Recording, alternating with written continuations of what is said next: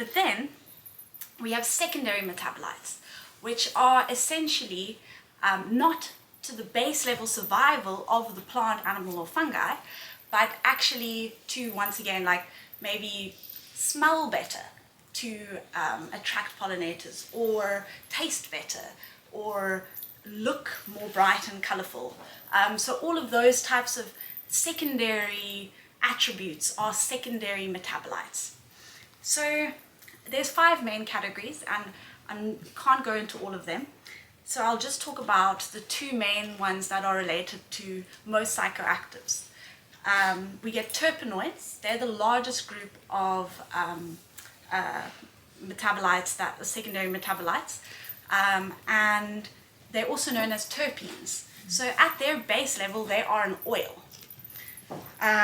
So a lot of, once again, cannabis enthusiasts will appreciate that the terpenes is where a lot of the aroma and taste comes from in the cannabis. Another example of a very fascinating terpene is saffrol. So saffrol comes from Sassafras albidum, which is the sassafras tree. If any of you have heard of MDMA, also known as ecstasy amongst the, I don't know, party people, it is a compound that was originally synthesized from saffrol. And saffrol is the same tree that they used to traditionally make root beer from. So a lot of these plant medicines have, just as a lot of our modern day pharmaceutical medicine is based on what our ancestors used. Like, for example, one of the most common examples is willow. We found that willow has salicylic acid. We learned how to synthesize aspirin from salicylic acid. This was ancient knowledge for thousands of years. We knew, hey, our ancestors have been using willow. Obviously, there's a compound in there that we can turn into a drug for the pharmaceutical large-scale use. So the same way we have all this knowledge, we also have all this knowledge about plant medicines. We've been slightly afraid as to how to integrate them. But we've also been, you know, with the whole plastic thing and cutting down all the trees thing, I was talking about it earlier, we've been a little bit evolving as a species. And with this evolution, the time has come now where the science is now backing plant medicines and saying, hey, these things are really beneficial, and it's time for a new paradigm to come in and for us to actually create structures around integrating these medicines, because it's not a if or is it. It definitely is, and we need to start having more discussions like these, and like the Psychedelic Society has been having, where we can actually practically think as a society, how can we integrate these medicines into our modern day world, the same way that we have with pharmaceutical medicines already. So that's saffrol. Another interesting one is salvinorin A. So salvinorin A is a diterpene, and it is an extremely complex molecule. To synthesize it is very difficult, and it is synthesized inside of a plant. I mean, it's created inside of a plant by the master chemists, and it is called Salvia divinorum. So Salvia divinorum is a wonderful plant to grow. It's got a square stem, and it's honestly a very cute plant. It has purple and pink flowers, and traditionally it was grown in Mexico and used by, they also call it the diviner's sage. So it was used in Mexico traditionally, usually by a medicine woman, and she would facilitate the journey by giving you the leaves to chew on, and you would quid the leaves. So quidding is a term that you use a lot within the psychoactive community, because you quid coca leaves, you quid canna traditionally. The canna would traditionally Psychiletium, as we have abundantly available, not that abundant, we actually need to make sure we, you know, reuse, repropagate it, but it's around here in this country. Traditionally they would ferment it and actually chew it like so that the compounds would be sublingually absorbed through the mouth. A lot of compounds actually need an activator to sublingually absorb it. For example, coca leaves in South America, which basically created the Andes trails, because people would not have been able to have trekked the Andes without coca leaves because of the altitude sickness. That plant basically was one of the biggest allies to the Incan Empire, and I have had the honor to visit the origin of cacao, and there was abundance of coca growing around this cacao. And at the origin of cacao that they know today, they thought it was Mexico for the longest time, until there's a small place in Ecuador called Zamora Chinchipe, and they found a serpent temple, a giant serpent temple. And in the head of the serpent, there was where the medicine man or woman would prepare the medicine. And the medicine was drank in these ceremonial vases, and there was these little statues that's cheeks were like this. And they tested inside of the statues, and they found remnants of coca leaf and shells. So they would crush the shells, and they would chew it with the coca leaves to activate it, and also the same wood ashes are also mixed, and they sometimes make these specific little chews that are like sweet and delicious that they put with the coca. I'm going off on a tangent here. So coca, a whole other topic, quitting. So that's quitting. When you chew a substance to sublingually absorb it through your mouth, as opposed to what I was talking earlier about intranasally, when you absorb it through your nasal passage, and this is sublingually, so it's going in through the mouth. And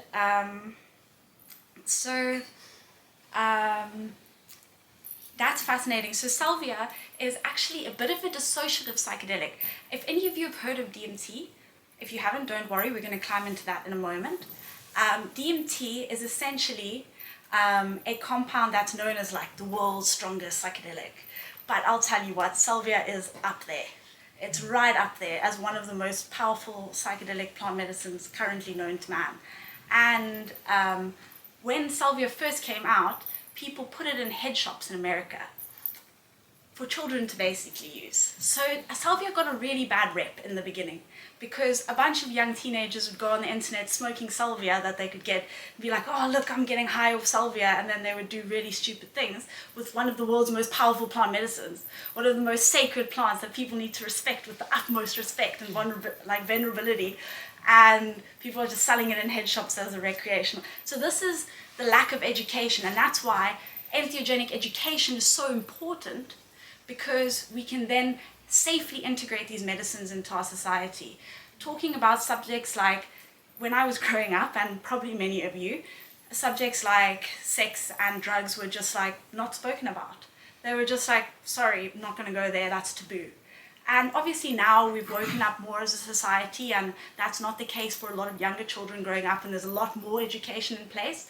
But I also feel like it's part of our responsibility to help raise awareness when it comes to drug education, because the more people know, the better. It's not, when we don't need to hide this information, we need to release as much of it as possible, so that there can also be support in place for people that are having a bad trip. Because I've had a bad trip once when I was a teenager, and I didn't know what the hell to do. Luckily, I called my one friend, and he was like, I've got some Valium that can help you. And then he gave me some Valium, and it brought me down. Obviously, that's not the best thing to do in that situation. But imagine a world where from young ages, people are actually educated about all the plant medicines out there, also about all the other drugs, understand what's actually dangerous, backed by science, being able to actually display what's really dangerous, and then doing the same with subjects like sex and other topics that have been taboo, and actually giving people the benefit of the doubt. Being like, here's the information, here's support in place if you decide to be stupid and veer off path, but at least here's the information. Because that's something that I wish that I had in the beginning of my journey. It would have saved me a lot of time in my life, and probably will help a lot of other people in the future too. So alkaloids, that's the next big one. Alkaloids, so we finished with terpenes. Alkaloids, they are alkali-like, basic. So they are basic substances. They have a bitter taste. Alkalides, as opposed to terpenes that are oil in their base forms, alkaloids are either a off-white or white crystal at their base forms. Indole alkaloids are probably one of the most popular alkaloid groups. They are known to be the most medicinal. There are other groups, for example, tropane alkaloids are, you might have heard about Bragmansia, which is that hanging flower. There's often miscommunication because these plants are in South Africa. You have the morning glory, which is a vine that creeps and it has either purple or blue flowers, also known as heavenly blue. Those seeds contain a compound called Alice A. I can't go into that now, but that's a whole other thing. That is actually an indole alkaloid. That is a part of the indole alkaloids. But then we've got Datura and Bragmansia, which are sometimes confused. People call Datura Bragmansia and the other way around. Bragmansia is the hanging flower known as Angel's Trumpet.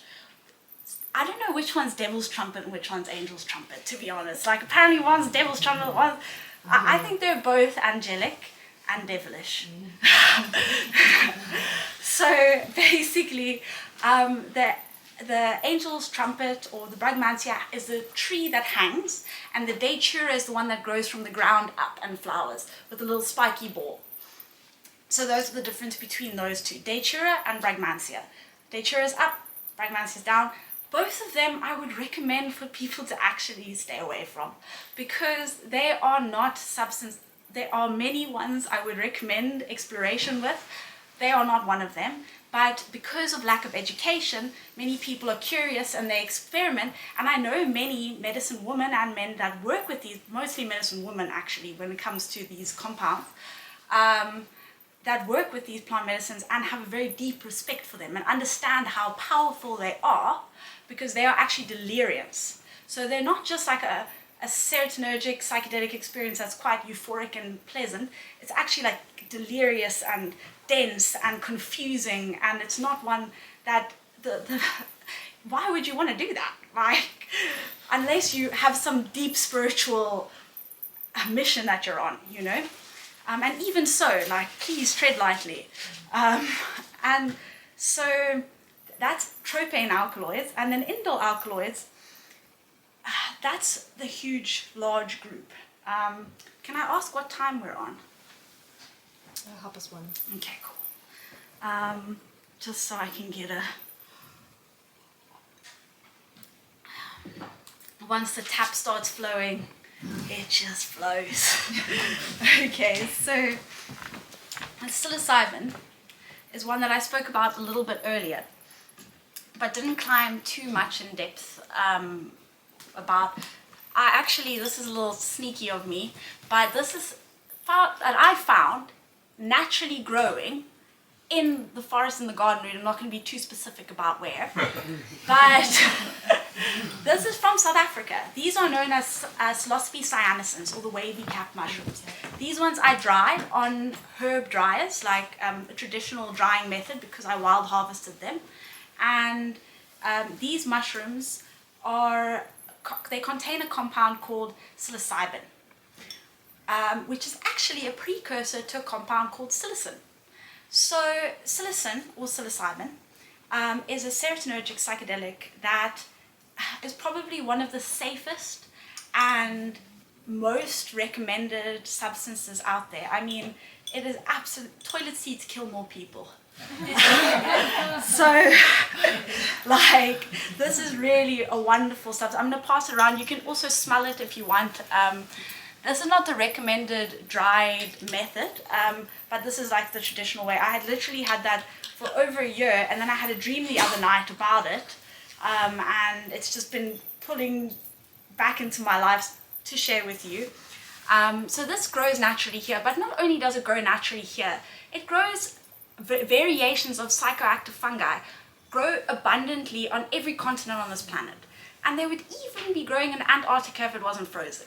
So what I'm trying to say is that as we were humans, think about us in the field, looking, hunting, foraging for food, we would stumble across these mushrooms most definitely. And just as cannabis, they've been integral healing components to our society, and something that I think needs to be legalized. But anyways, that's something that is a whole other topic. So psilocybin containing mushrooms, amazing. The DMT.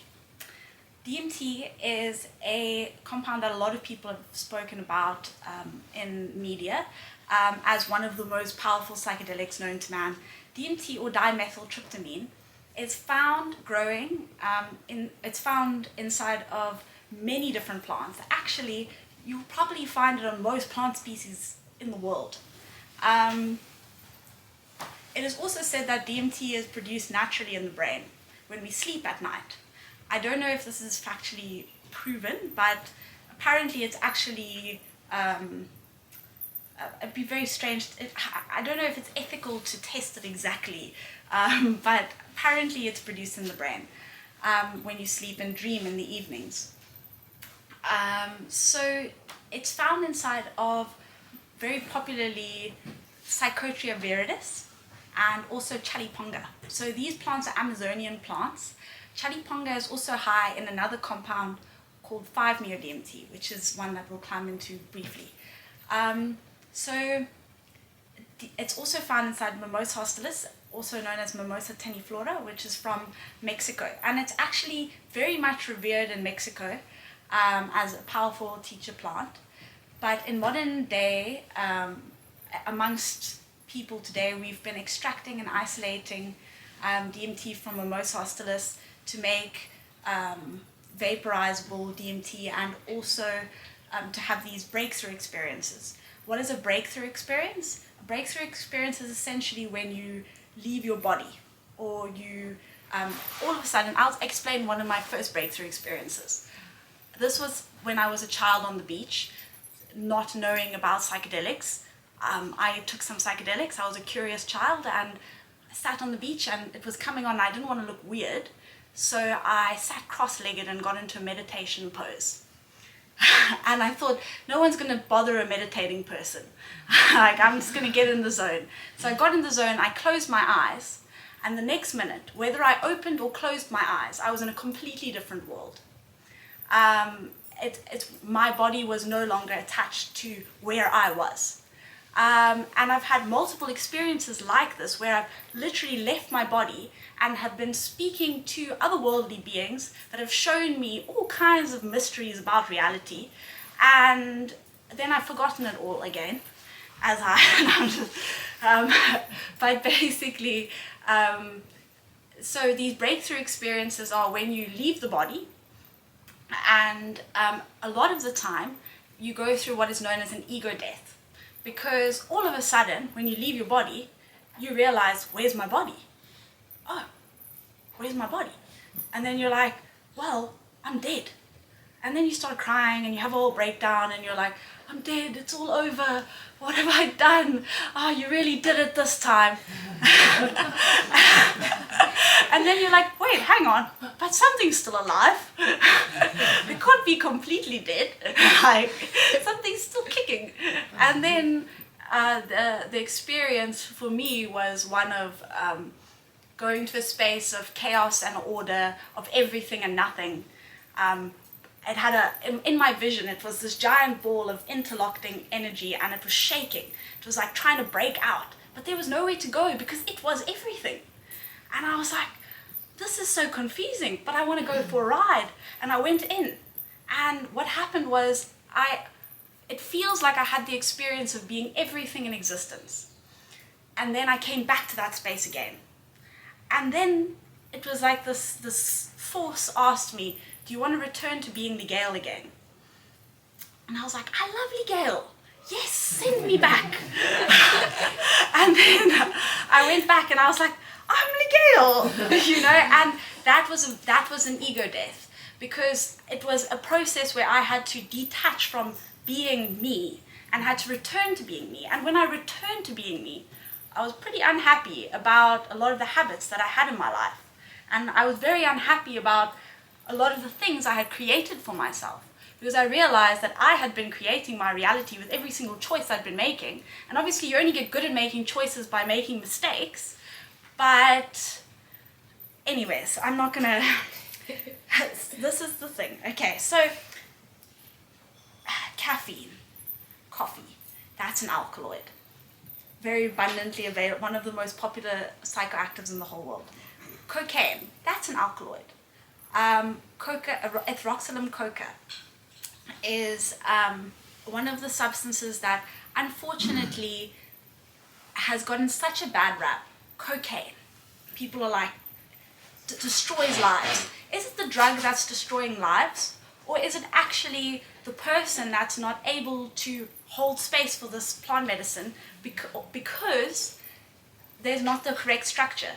Once again, earlier when I was saying imagine a world where we're educated about psychoactives from a young age. Imagine a world where we have holistic practitioners, where all doctors are holistic doctors, where they're not just treating the symptom but actually going to the root, and they are assessing the whole thing when it comes to a person, not just one aspect of their lives. Because if you really think about it, for a person to be healthy, there's so many boxes that need to be ticked.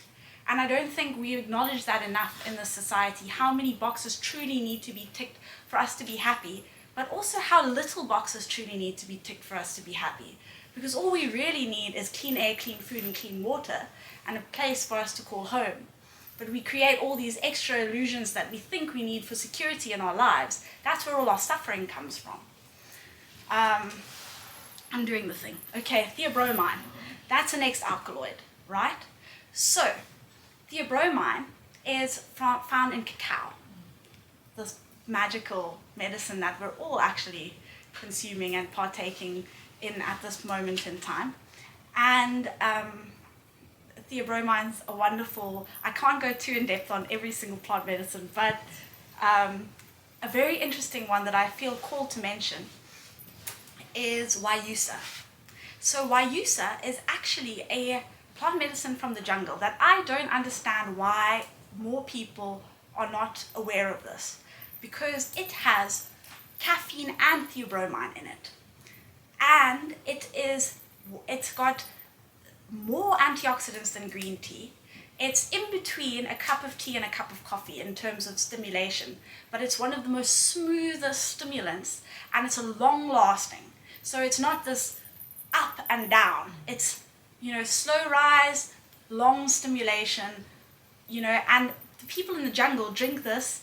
This is their drink. They just drink Wyusa with usually panela, which is brown sugar, and they make a tea out of that, and that's what keeps them going through the days. And it's one of the most healthiest forms of stimulation out there.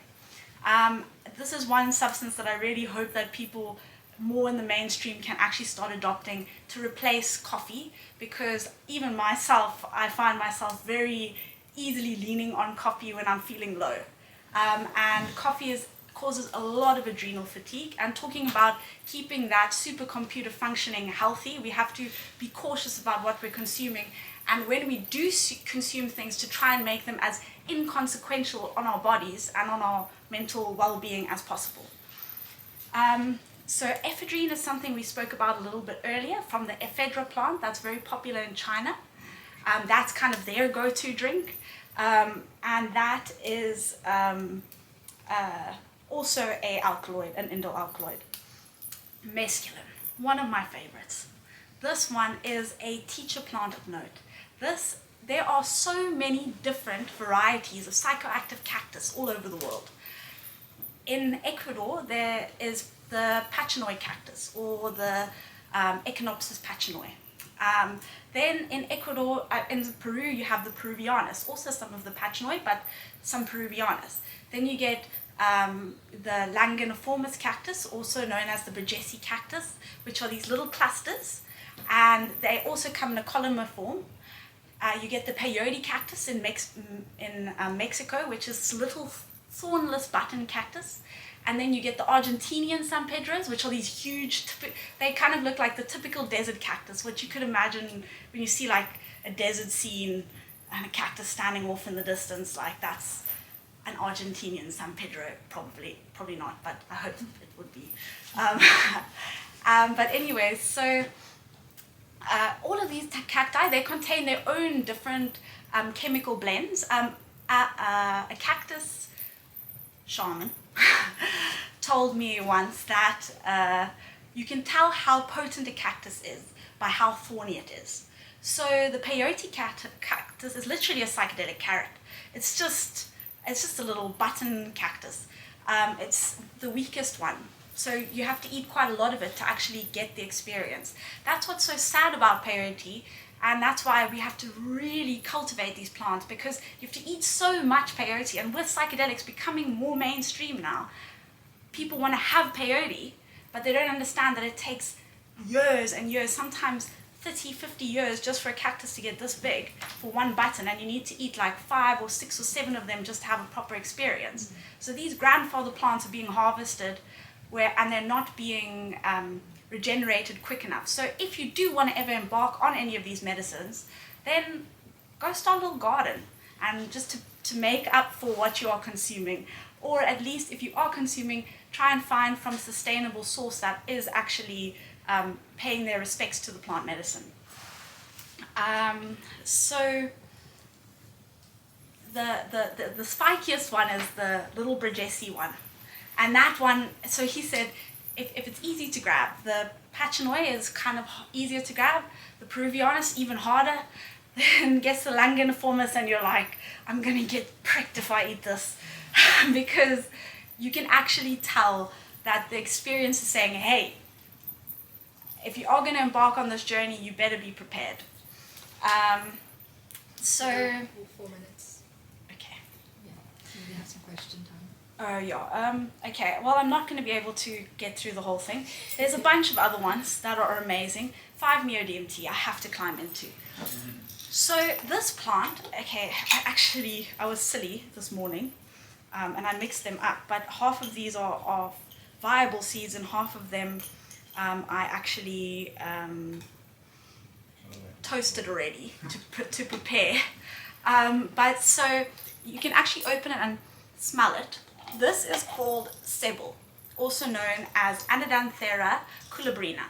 So there is Anadanthera peregrina, which is actually yopo, which is the sister plant to sebel.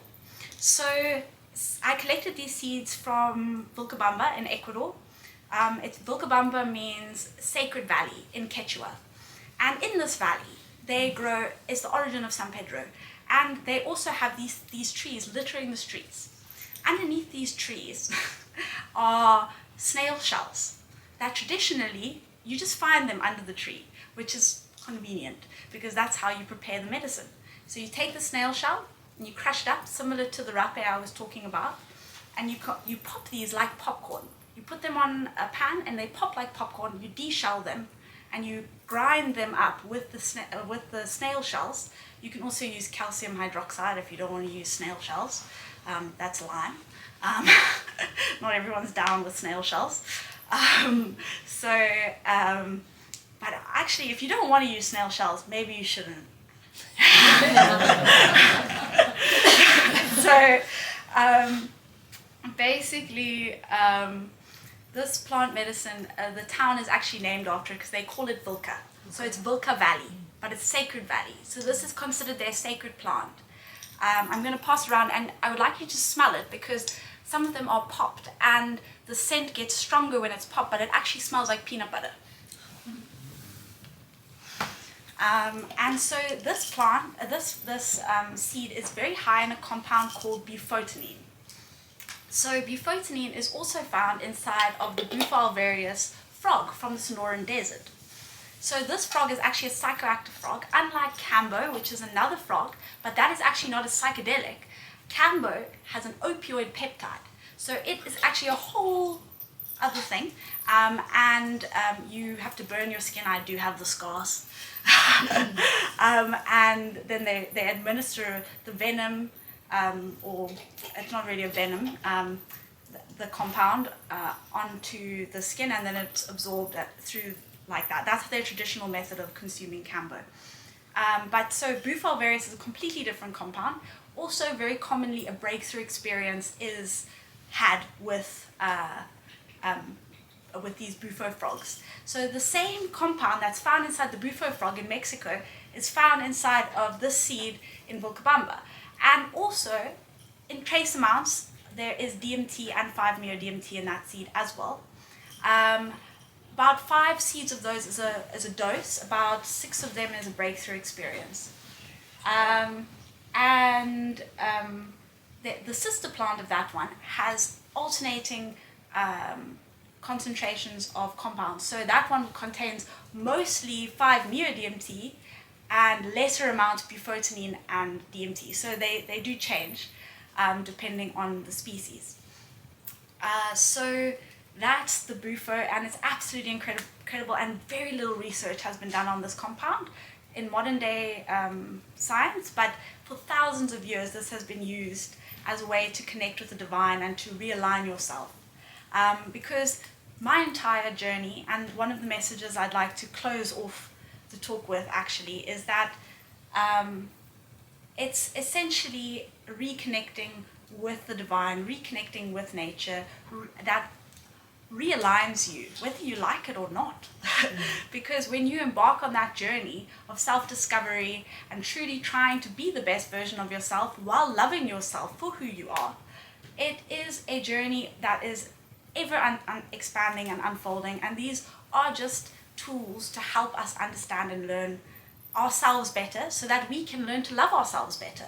Because the more we learn to understand ourselves, we learn how to love ourselves better and deeper, and then in turn, reality becomes a mirror, and life can love you better, because life can only love you as deeply as you can love yourself. The same as where you can only love another person as deeply as you love yourself.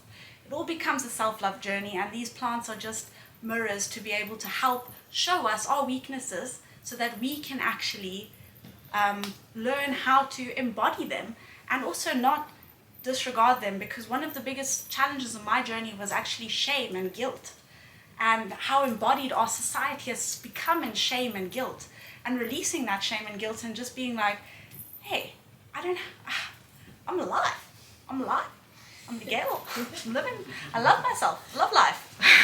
You know, and it's an ever unfolding journey. And although I gained a lot of healing from plant medicine, I actually gained far more healing for myself personally from working with my own voice and sound. And in a lot of these indigenous communities I worked with, sound was an integral part, singing songs from the heart and reconnecting with our heart songs, and actually learning that we don't need anything external to heal ourselves. We only need to really reconnect with ourselves and to be able to live and flow from our hearts. And then that way we can realign ourselves and actually ask ourselves, do I love what I'm doing? If not, why not? Maybe I need to realign and actually start living every day and going from one thing I love to the next thing that I love. Because we deserve that, actually. It's our rightful place on this planet to be beings of love. And that's what plant medicine's taught me. And I'm really excited to further this journey with these medicines, not even needing to consume them much more myself. The last time I took cambo, I was ready for this big purge, and I took the medicine and I was like, okay, cambo, lay it on me. And cambo was like, stop it, go play. I'm not even going to let you throw up. It's not. Stop being so hard on yourself. It's time to go enjoy life. This is all for you. This is all for us. This is time for teamwork makes the dream work. Let's hold hands. Let's reconnect. This is the age of reunion, where we can come back to nature and know that we're not fighting against nature, that we are nature. And on that note, I think, yeah.